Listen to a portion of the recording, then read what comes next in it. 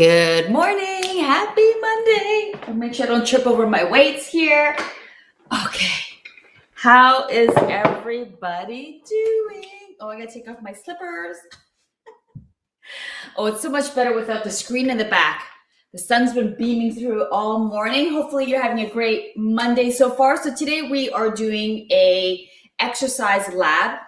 And this may seem obvious, but we're gonna be working on the biceps. And we're going to be working on the curls, okay? And the reason why I chose this exercise is because as simple as it is, it's actually, there's lots of people do it wrong, believe it or not.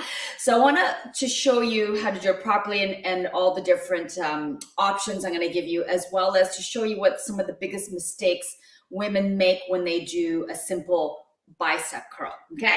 So bicep curl is really working the inside of the top of this arm here. Okay, so I've got some weights here in front of me. So there's different ways of doing bicep curls, and the different ways just means that you're working your muscles differently. Okay, so right now I've got my palms facing in. This is called the hammer curl. And I'm just gonna curl, bend my arms from the elbow, and then bring it back down. Bend and straighten. So, when we exercise, I want women to start thinking about engaging the muscle versus just moving, okay?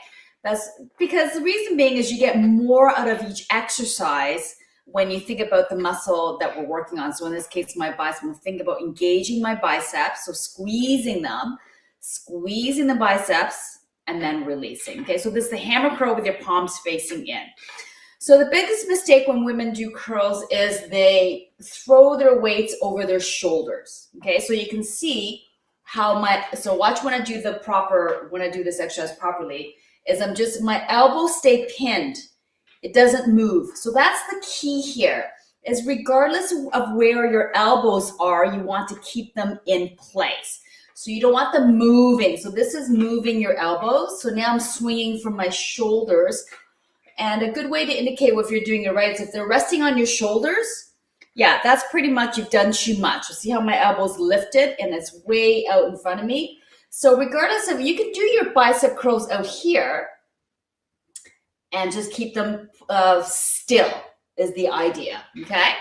So that's number one, is throwing your weights over your shoulders. You don't want to do that. You just want to squeeze those bicep muscles and then releasing. So these are the hammer curls.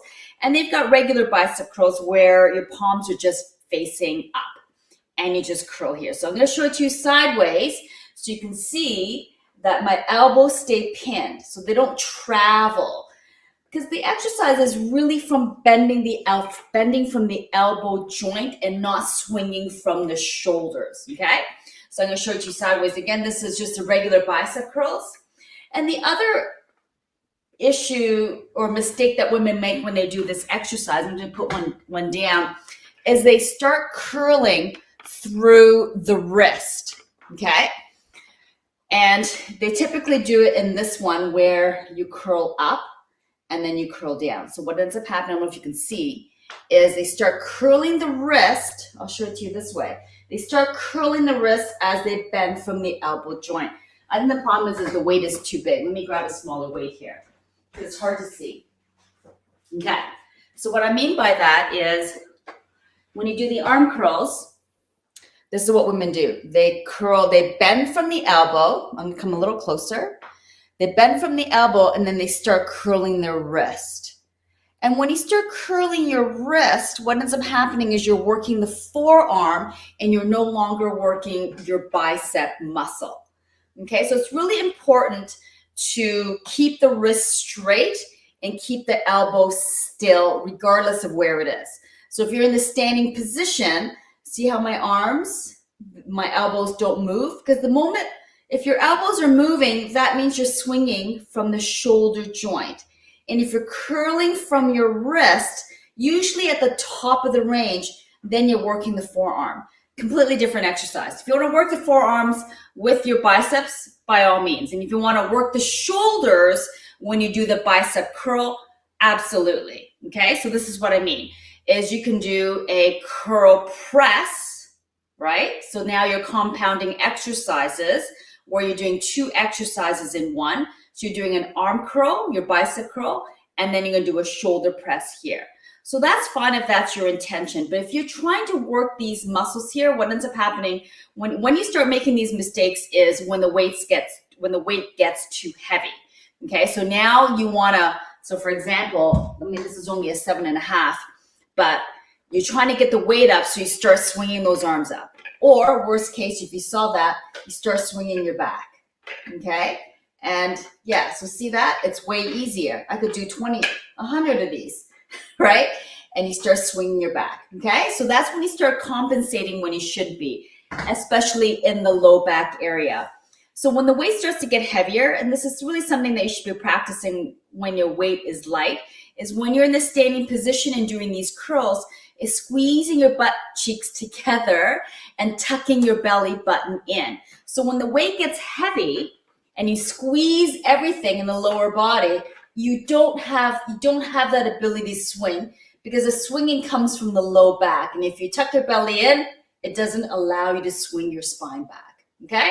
So arm curl and then a press, okay? So this is the hammer curl. And you can do the same thing here. Arm curl here, rotate, shoulder press, rotate, and back down. So those are the compound exercises. All right, so what else can I show you? There's a couple other things. If your weights are limited, meaning you only have light weights and you know you can lift more than 2 pounds, what you can do to make your weight heavier is do the arm curls in a hinge position. So right now my legs are hip width apart, and I'm gonna hinge from the hips. I'm gonna extend my arm out. And again, regardless of where your arm is, you wanna make sure your elbow joint doesn't move, okay? So you can be here and curl.